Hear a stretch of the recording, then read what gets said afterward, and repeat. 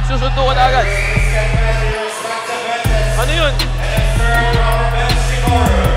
Teka lang. Teka lang po. Tignan natin yung replay, Russell.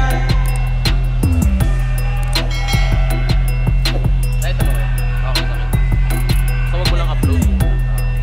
Ito yung replay ngayon, no? Mga pamangkin, panoorin natin yung replay ngayon.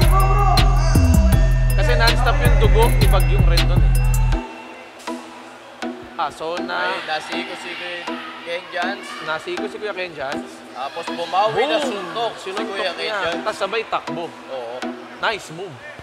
Siyempre, parang hindi na makabawi. Ngayon, titignan natin kung makakalaro pa ba si Bagyong Red doon. As for the referees, kasi ako, host lang ako dito, inuulit ko ha. As for the referees, sinasabi nila na disqualified si Mr. Mainit. Yun ang sabi. So, wala.